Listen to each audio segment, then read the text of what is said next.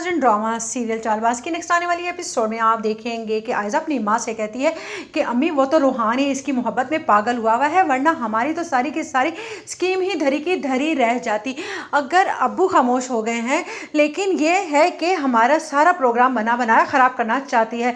वो तो शुक्र है कि अब्बू कुछ बोल नहीं पा रहे, वरना वो तो सब कुछ ताया अब्बू को बता देते। जिस पर कहती है आयज़ा की माँ, मैं भी इसी बात का शुक्र अदा कर रही हूँ कि फ़िलहाल तुम्हारे अब्बू ठीक से बोल नहीं सकते हैं और ना ही भाई साहब को इनकी बात की समझ आ रही है, वरना ये तो बना बनाए खेल ख़राब कर देते और तुम्हारा घर भी ख़राब हो जाता। असद को जहाँ तक मैं जानती हूँ वो बहुत गुस्से का तेज़ है, लेकिन रूहान इसके बरक्स है, वो इससे इतनी मोहब्बत करता है तभी इसकी हर बदतमीज़ी को बर्दाश्त कर रहा है।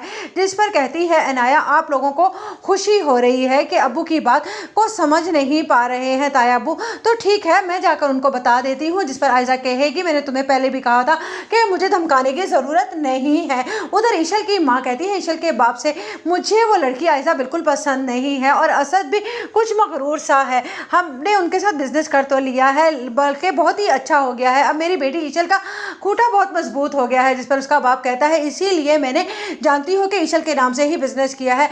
और असद को भी बहुत हैरानगी हो रही थी। जिस पर कहती है ईशल की माँ, देखा ना आपने कि उन लोगों का एटीट्यूड मुझे बिल्कुल ठीक नहीं लगता, सिवाय आशिर के उस घर में मुझे सभी एक से बढ़कर एक लगते हैं।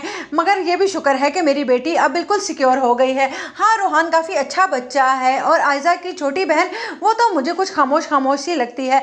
मुझे लगता है कि बिल्कुल ठीक कह रही है ईशल के शयान ने कुछ ना कुछ तो ज़रूर किया है, तभी वो उसकी छोटी बहन का नाम ले रहा था, लेकिन निकाह नहीं किया होगा, वरना ये शादी कैसे हो सकती थी।